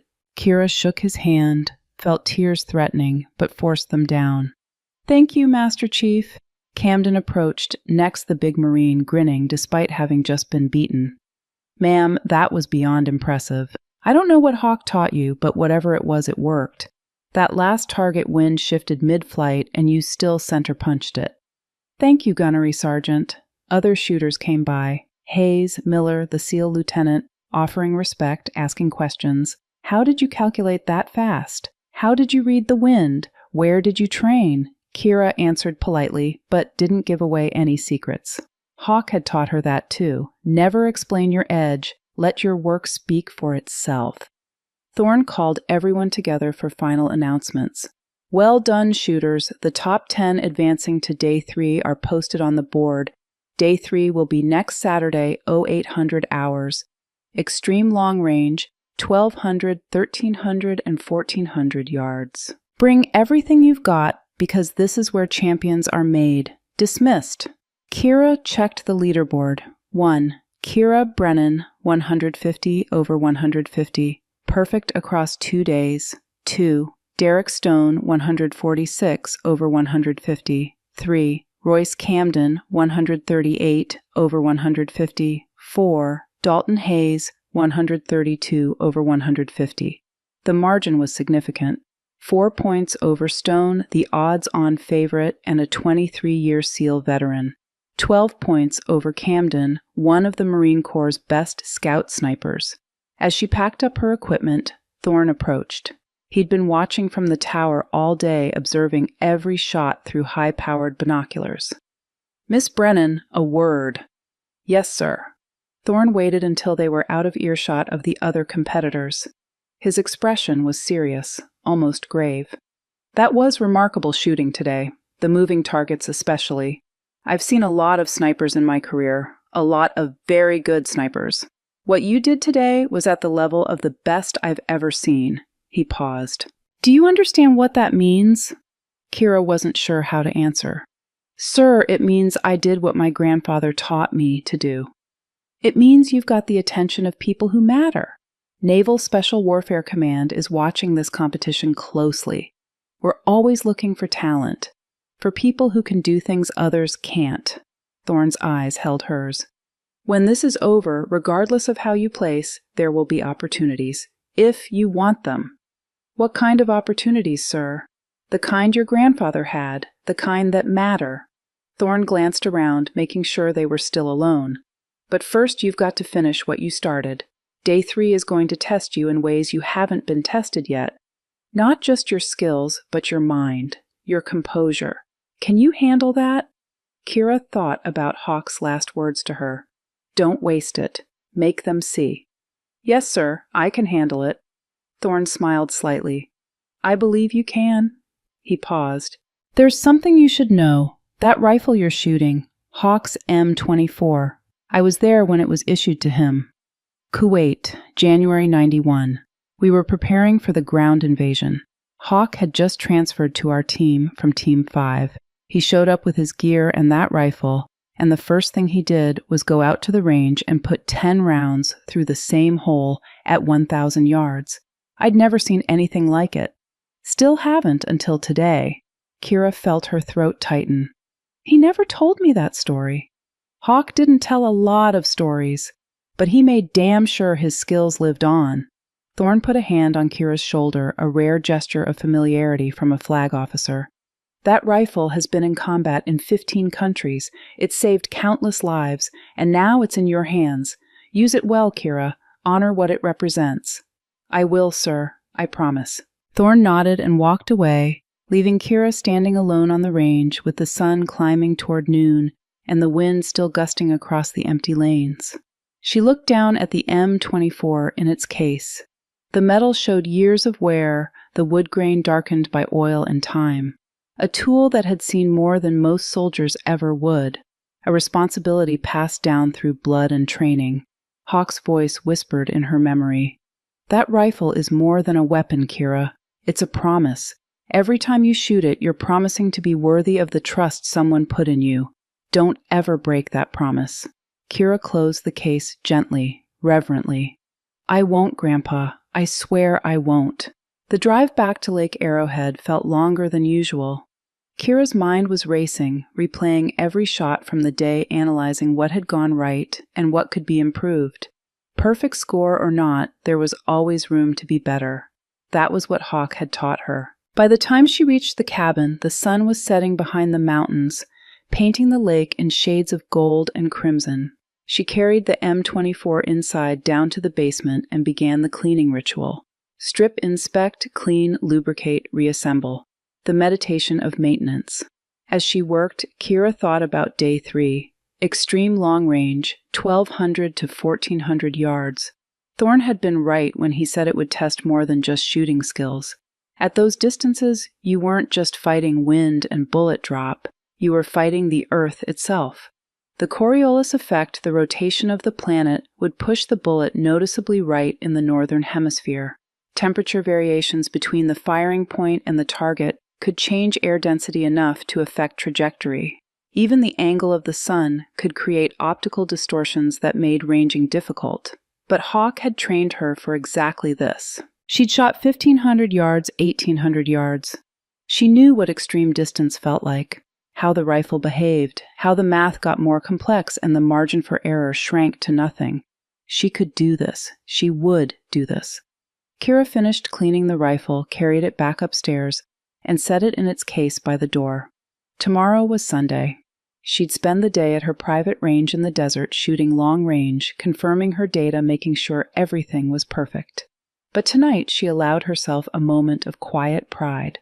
100 out of 100. Perfect score, the first in competition history. Hawk would have been proud. Hell, he was probably up there somewhere laughing, saying, "I told you so," to anyone who'd listen. Kira smiled, raised a glass of water in silent toast to the old man who'd made her into what she was, and spoke to the empty cabin. Day 3, Grandpa. That's when I show them what you really taught me. That's when I prove I'm not just good, I'm the best.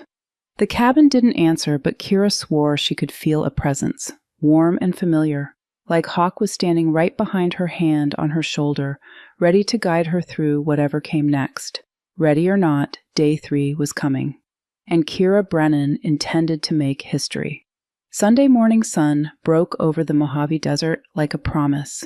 Kira stood alone at her private shooting position, a rocky outcrop she'd used for 5 years, and watched the light spread across the sand. The air was cool now, barely 60 degrees, but it would climb into the 90s by afternoon. Perfect conditions for testing extreme long-range performance across temperature gradients. She'd driven out here at 0500 before dawn to set up her targets.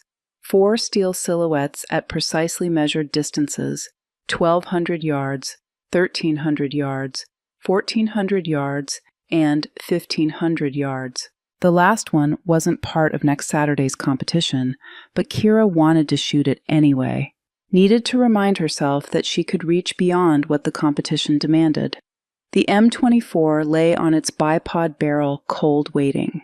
Kira had brought 200 rounds of ammunition, all hand-loaded by Hawk years ago. He'd been meticulous about his loads, weighing each powder charge to within 0.1 grain, seating each bullet to exactly the same depth. The ammunition was as perfect as human hands could make it.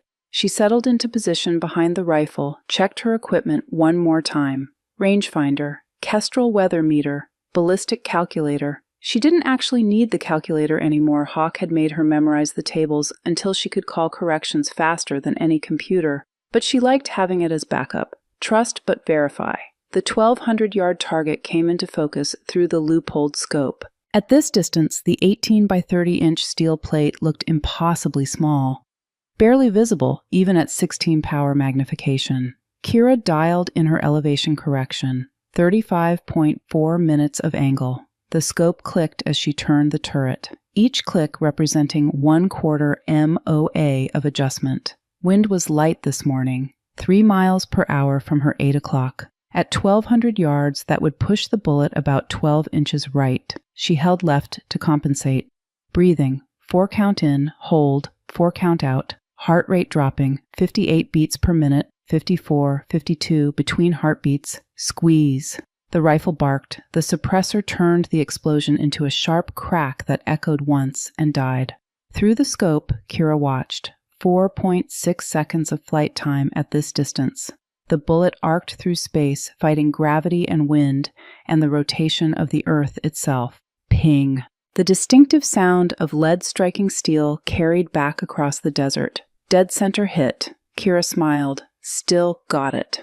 She spent the next 3 hours working methodically through distances. 1,200 yards, 1,300, 1,400, 1,500. Different wind conditions as the morning progressed, different temperatures, different angles as the sun climbed and changed the mirage patterns. By noon, she'd fired 140 rounds, 137 hits, 3 misses all at 1,500 yards, in tricky gusting winds that swirled unpredictably through the desert thermals. 97% hit rate at extreme distance.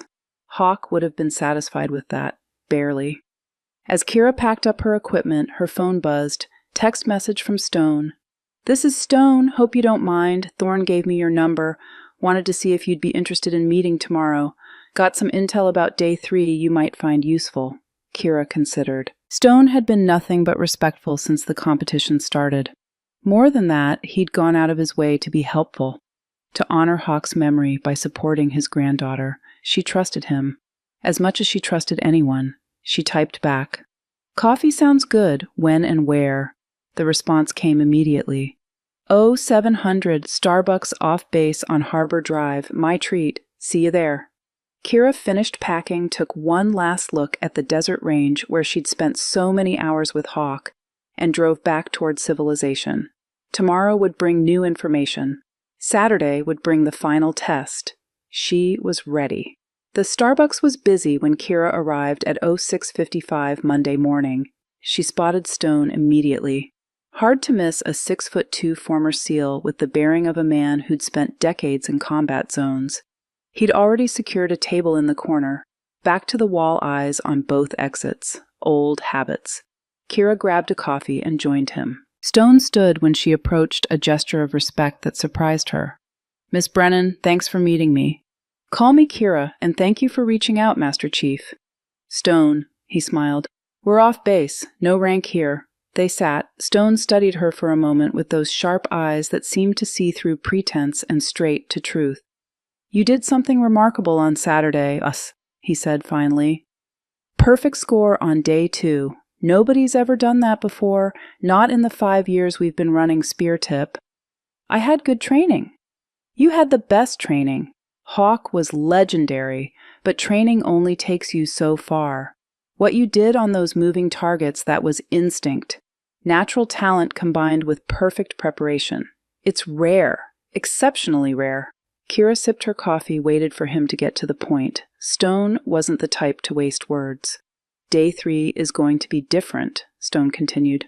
"Not just because of the distances, though. 12 to 1,400 yards is serious shooting. It's different because of the pressure. Right now, you're the story.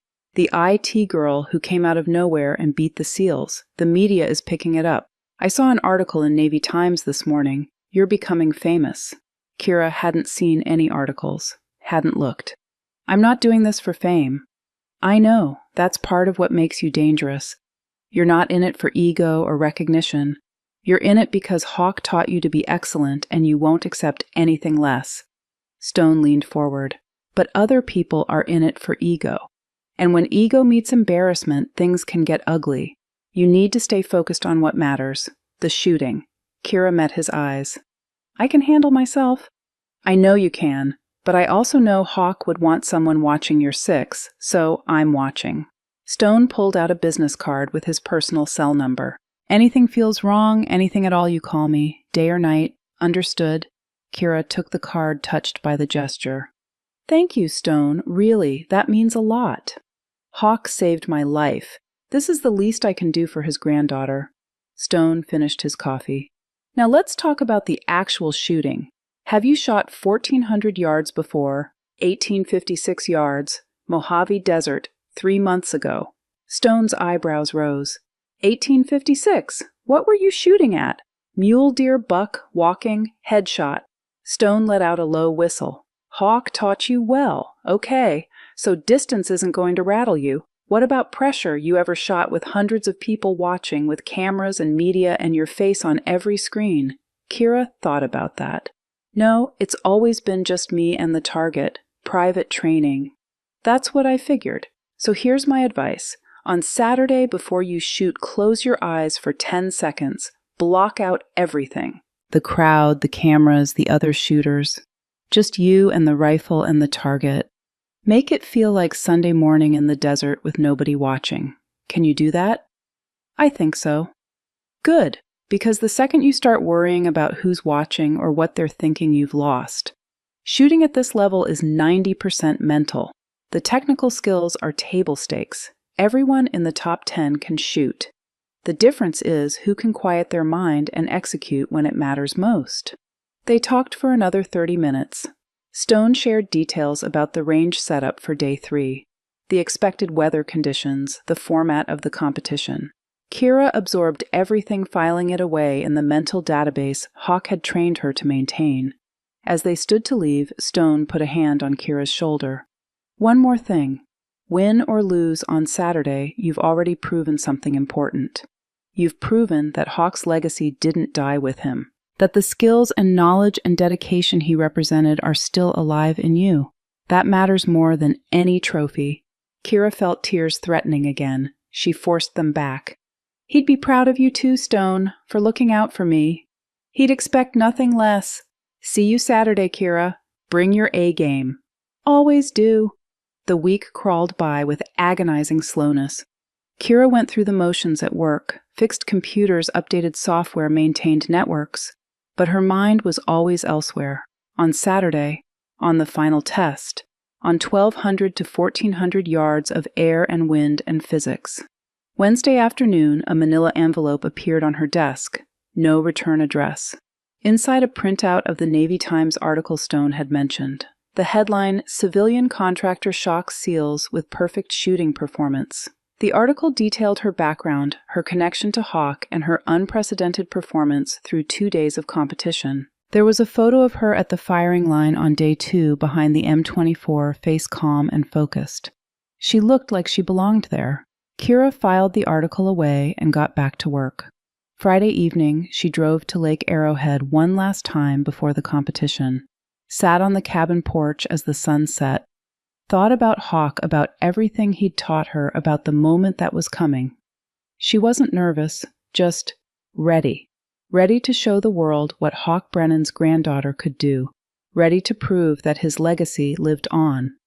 Saturday morning arrived with clear skies and a gentle breeze. Kira showed at 0400 too wired to sleep. She ran 5 miles through the dark streets of Pacific Beach, ate a high-protein breakfast, and went through her pre-competition checklist twice. Rifle cleaned and function checked, ammunition inspected, equipment packed and organized, everything perfect. The drive to Naval Base San Diego felt different this time. This was the final day. The day that would determine whether Kira Brennan was just a good shooter who'd had a lucky streak, or whether she was truly elite. The best of the best. She arrived at 0630 and immediately noticed the difference. There were more people, a lot more.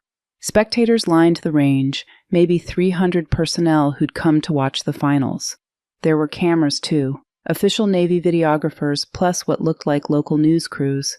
Thorne hadn't been kidding when he'd said this was getting attention. Kira felt a flutter of nerves in her stomach. All those eyes, all that scrutiny. She closed her eyes, heard Stone's advice. Block it out, just you and the rifle and the target. She opened her eyes, grabbed her gear, and headed for check-in. The 10 finalists gathered near the firing line. Kira recognized all of them now. Stone, Camden, Hayes, Miller, Lieutenant Reeves, Petty Officer Walsh, Captain Morrison from the Rangers, Lieutenant Commander Stevens, and herself. The 10 best precision shooters in naval special warfare, at least according to the first 2 days of competition. Thorne called them together at 0745. "Gentlemen and Miss Brennan," he smiled slightly at Kira. "Welcome to Day 3, Extreme Long Range. This is where legends are made. The format is simple. 3 stages. Stage 1, 1,200 yards, 2 shots. Stage 2, 1,300 yards, 2 shots. Stage 3, 1,400 yards, 1 shot. Total possible score, 50 points, 10 points per shot. Highest total score across all 3 days wins the competition. He paused. Let that sink in. One more thing. At 1,400 yards, you're shooting approximately 0.8 of a mile. At that distance, every variable matters. Wind, temperature, humidity, barometric pressure, the rotation of the earth, your own heartbeat. This is the most difficult shooting any of you will ever do. Bring everything you've learned. Leave nothing in reserve. Understood. Yes, sir. Outstanding. Shooters 1 through 5, you're up first. Everyone else stand by. Kira was shooter 7. She had time to observe, to learn the conditions, to prepare mentally. The first 5 shooters moved to the line. Stone was among them. Lane 3. Kira watched through her spotting scope as they engaged the 1,200-yard targets. The results were humbling. At this distance, the target looked like a grain of rice through the scope. The slightest error in calculation, the tiniest flinch, and you missed completely. Of the first 5 shooters only, Stone and Camden achieved perfect scores at Stage 1. The others had 1 hit and 1 miss or 2 misses. Miller, the SEAL. Staff Sergeant missed both shots, his face tight with frustration as he cleared the line. Kira's turn came. She moved to Lane 7, set up her position, and forced herself to breathe. The crowd noise faded. The cameras disappeared. There was only the rifle, the target, and 1,200 yards of California morning air. She checked her data one more time. 1,200 yards.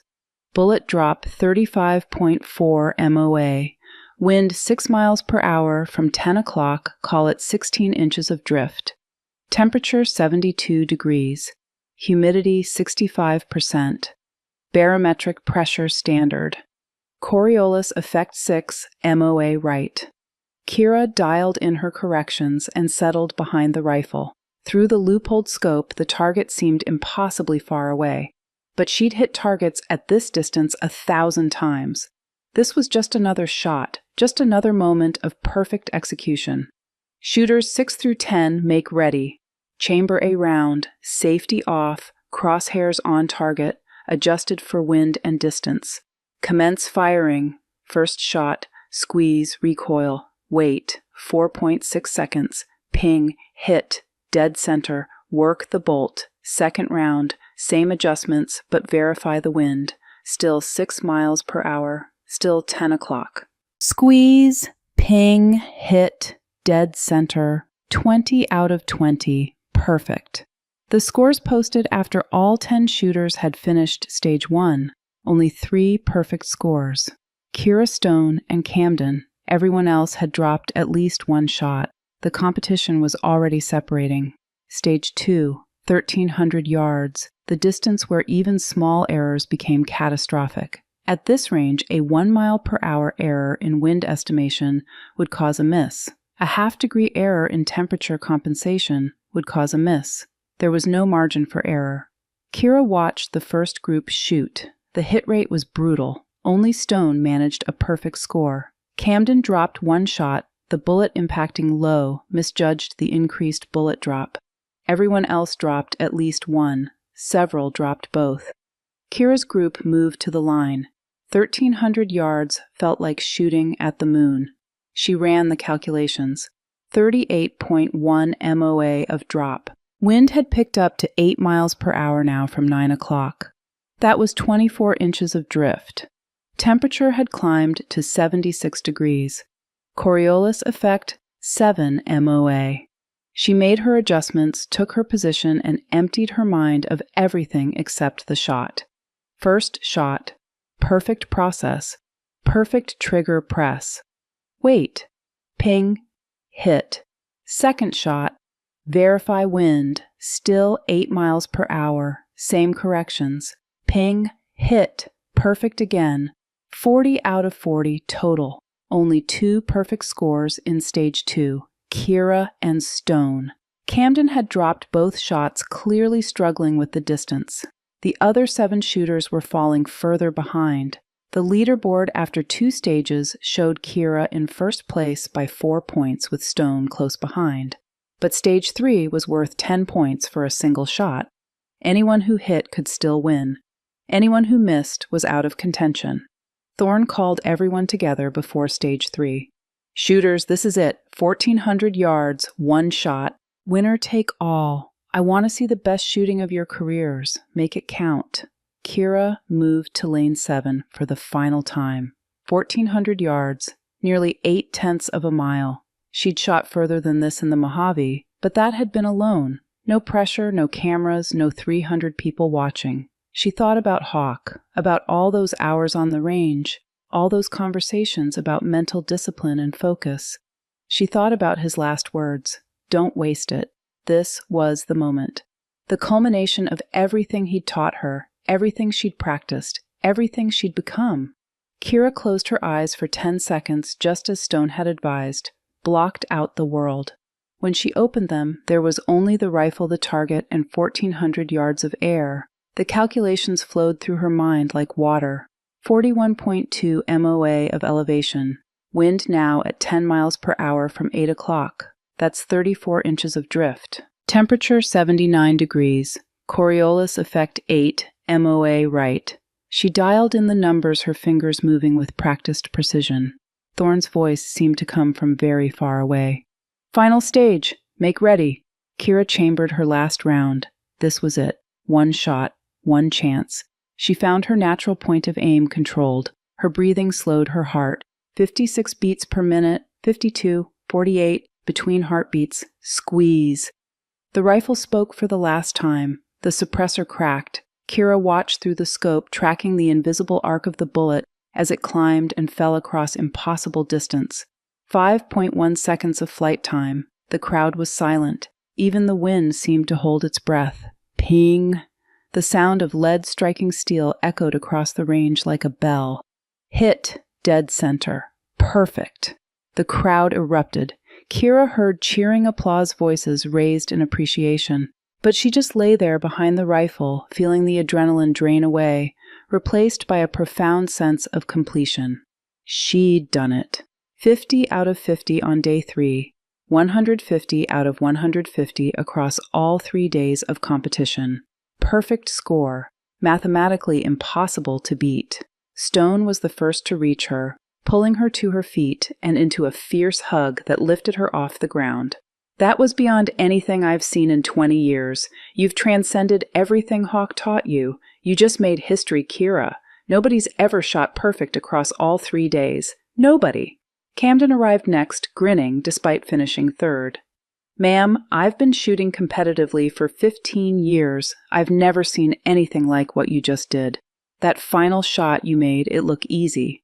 The other shooters came by one after another. Hayes Miller, Reeves Walsh, Morrison Stevens.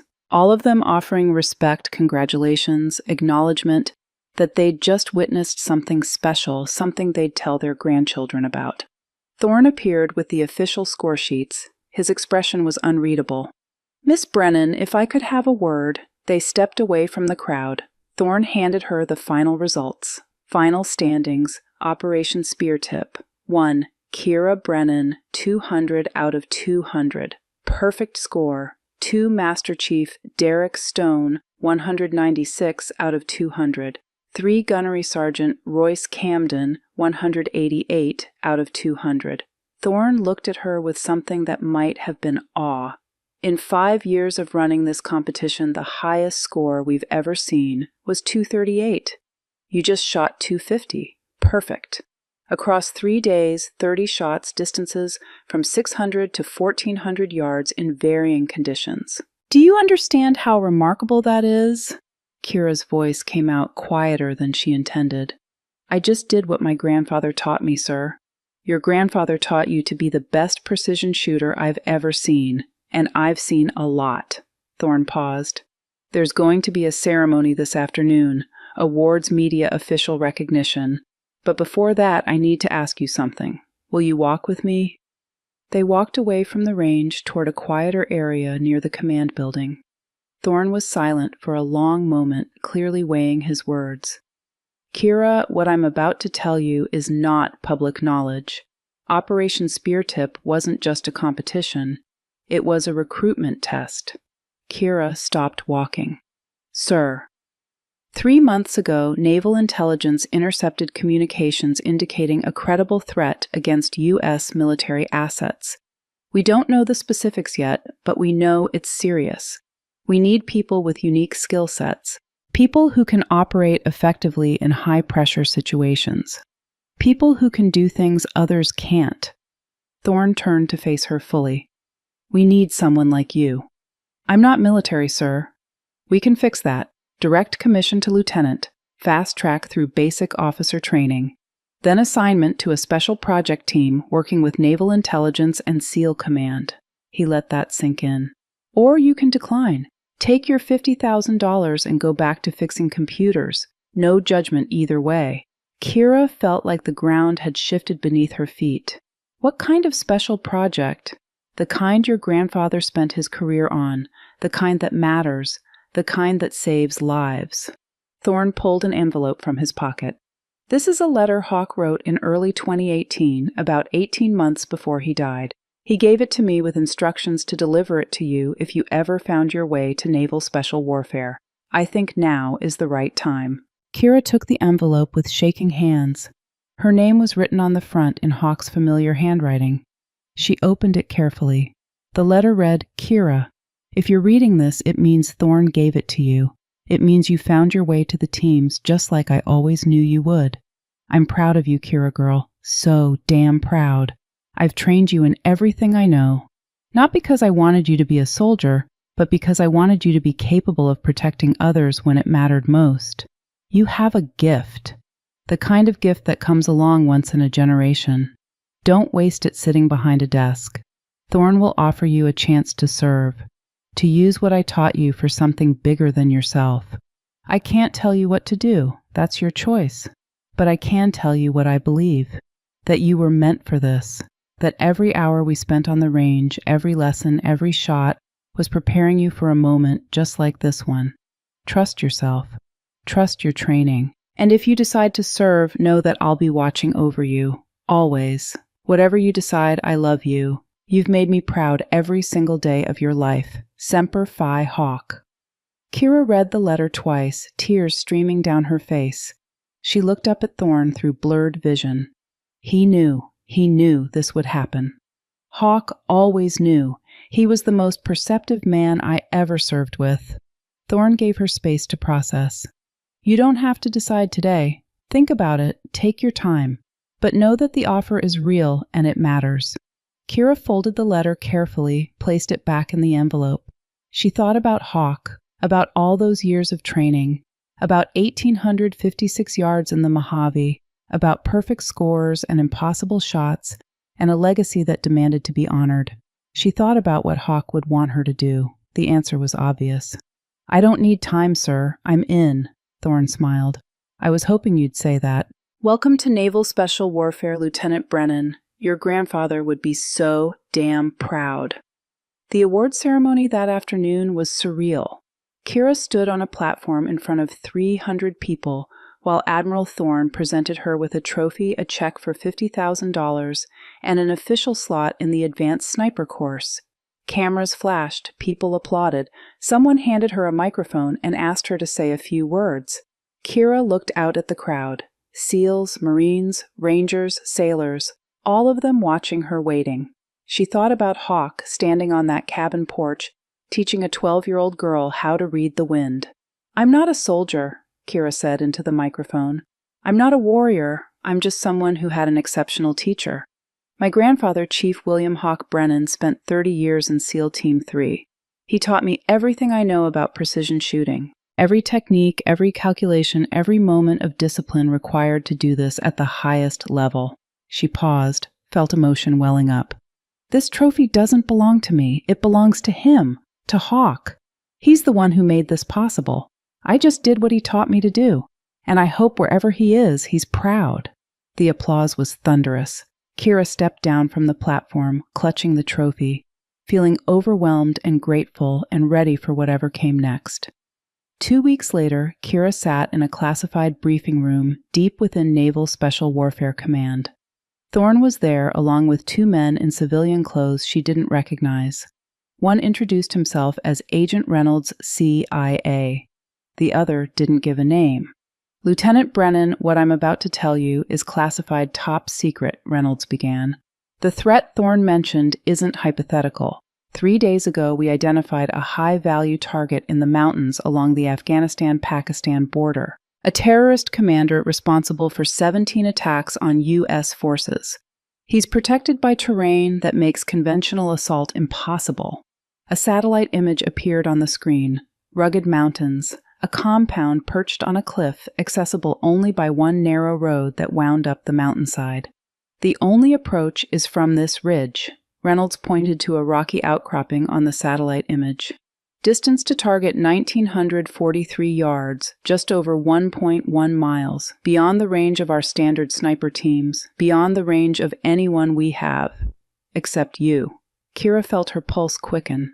1,943 yards, further than she'd ever shot at a living target, but not impossible, not for someone trained by Hawk Brennan. "We've been planning this operation for 6 months, Thorne said. "We need someone who can make an impossible shot, someone who can guarantee first-round hit at extreme distance, someone like Hawk Brennan." He paused. "Or his granddaughter." Kira looked at the satellite image, calculated the variables in her head. Altitude 10,000 feet thin air would reduce drag but also affect ballistic coefficient. Temperature variation, extreme day-night swings of 60 degrees. Wind unpredictable in mountains funneled through valleys, swirling. Coriolis effect significant at that distance and latitude. "When?" she asked. "You have 3 months to train," Reynolds said. "We leave in February. This will be your first real mission, Lieutenant. Your chance to prove Hawk's training wasn't just for competitions." Kira thought about the letter, about Hawk's words. "You were meant for this." "I'm ready," she said. "Tell me everything about the target." The meeting lasted 4 hours. By the end, Kira knew every detail of the mission: the target's routine, the terrain, the weather patterns, the extraction plan, the stakes. If they failed, dozens of American soldiers would die in the terrorists' next attack. Intelligence suggested he was planning something big, something that could kill hundreds. That night, she drove to Lake Arrowhead and went down to the basement. She pulled out Hawk's journal and found the section on extreme long-range shooting, his notes on 1,900-yard shots, the calculations, the breathing techniques, the mental preparation. And then on the last page of that section, Hawk had written something she'd never noticed before. Something he'd added in the final weeks of his life, his handwriting barely legible from the tremor in his hands. "At these distances, you're not just fighting physics, you're fighting doubt. The doubt that says the shot is impossible, the doubt that says you're not good enough. Master that, Kira, and you can do anything. And remember, when the moment comes, don't think about the person. Think about the people you're protecting. That's what makes it bearable. That's what makes it worth it." Kira traced the words with her finger, felt the connection across time and death. Hawk had prepared her for this moment, every shot, every lesson, every hour on the range. Even this advice written when he knew death was coming, knowing that someday she'd be exactly where he'd been, facing an impossible shot, carrying an unbearable weight. She whispered to the empty basement, "I won't let you down, Grandpa. I promise." 3 months would prove if that promise could be kept. 3 months later, Kira Brennan lay prone on a rocky ridge in the Hindu Kush Mountains, 9,000 feet above sea level. The temperature was 12 degrees Fahrenheit. Wind gusted at 15 miles per hour, howling through the valley below. The target was 1,943 yards away. She'd been in position for 6 hours. Stone was beside her, serving as spotter. A SEAL assault team waited 2 clicks away in a shallow wadi, ready to move once the shot was confirmed. Through the loopholed scope, Kira could barely make out the figure on the compound's balcony. The terrorist commander, the man responsible for 17 attacks, the man who would die in the next 60 seconds if she did everything right. "Wind's picking up," Stone whispered, checking his Kestrel weather meter. 16 miles per hour now, from 11 o'clock. Kira made the adjustment. 1,943 yards, 49.7 MOA elevation, 38 inches wind drift, Coriolis effect 1.2 MOA, temperature 12 degrees, altitude 9,000 feet. She'd calculated this shot 1,000 times in 3 months of training, had practiced it on every range she could find, had refined the data until the numbers were burned into her brain. But training and reality were different things. This wasn't a deer. This wasn't a steel target. This was a human life she was about to end. Hawk's voice whispered in her memory, the advice from that journal page. When the moment comes, don't think about the person. Think about the people you're protecting. Kira thought about the 17 attacks, the soldiers who died, the families destroyed, the intelligence reports suggesting hundreds more would die if this man lived another week. Her breathing slowed. 4 count in, hold, 4 count out, heart rate 48 beats per minute. Send it, Stone whispered. Between heartbeats, squeeze. The M24 spoke. The suppressor cracked. Kira watched through the scope, her body perfectly still, the rifle solid in the bipod. 6.2 seconds of flight time. The figure on the balcony jerked backward and fell, disappearing from view. Hit, Stone confirmed through his spotting scope. Center mass, target down. Kira chambered another round, kept the scope on target. Standard protocol. Always be ready for a follow-up. But there was no movement. The target wasn't getting up. Confirmed kill, that's Stone said into his radio. Assault team, you're clear to move. Kira made the rifle safe, rolled away from her position. Her hands were shaking now. Adrenaline and cold and the weight of what she'd just done. Stone put a hand on her shoulder. You just made the longest confirmed kill shot by a U.S. military sniper in this theater. Hawk couldn't have done it better. Hell, I don't think anyone could have done it better. Kira nodded, unable to speak. She'd proven she could do it, could make the impossible shot when it mattered, could honor Hawk's legacy not just in competition, but in combat. But she'd also learned something Hawk had never told her, that taking a life, even a justified one, left a mark that no amount of training could prepare you for. That night alone in her tent, while the SEAL team processed the compound, Kira finally cried. Not from sadness, not from regret, but from the weight of understanding. The weight of becoming what Hawk had been. The weight of the choice that could never be undone. She understood now why he'd never talked about his missions. Some weights never leave you. 6 months later, Lieutenant Kira Brennan stood in front of a class of 30 SEAL candidates at the Naval Special Warfare Center. She wore her uniform now, gold bars on her collar, a new combat action ribbon alongside her grandfather's dog tags. The students watched her with curiosity and respect. They'd all heard the stories, the competition, the perfect score, the Afghanistan mission, the legend. "Good morning," she said to the class.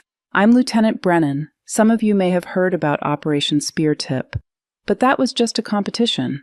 Today, I'm going to teach you what matters when lives are on the line." She picked up the M24, held it with the respect it deserved. "This rifle belonged to my grandfather, Chief William Hawk Brennan. 30 years in the teams. He taught me that shooting isn't about the rifle. It's about the responsibility. Every shot you take carries weight. Make sure you're ready to carry it." She walked to the firing line.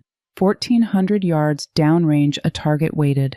Kira settled into position, made her calculations, and fired.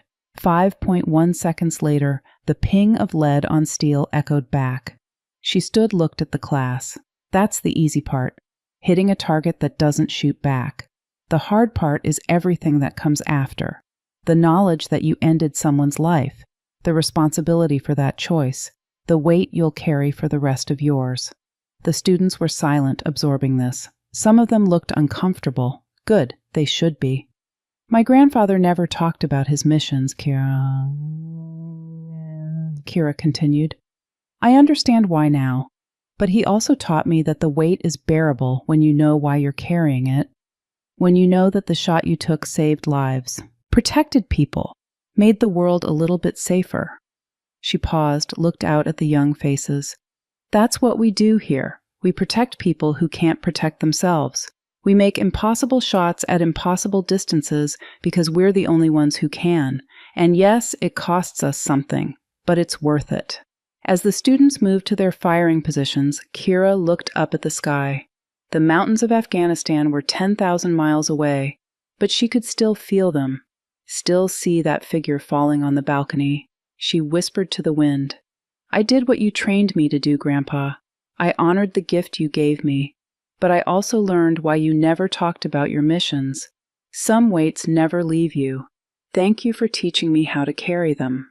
The wind carried her words away across the range where Hawk Brennan had once taught generations of SEALs, where his legacy lived on in the hands of his granddaughter, where legends were made, and where the true cost of being a legend was finally understood. That evening, Kira drove to Lake Arrowhead. The cabin looked exactly as it always did. Simple, quiet, home. She sat on the front porch watching the sun set over the lake. The same porch where Hawk had first taught her to shoot when she was 11. The same porch where he'd passed on 30 years of knowledge that most people would never understand. She pulled out her phone, texted Stone, "Coffee tomorrow 0700. The reply came immediately. "Always got your 6. Kira smiled. Not alone anymore. Hawk had taught her to shoot. Stone was teaching her how to carry the weight. She went inside down to the basement one last time.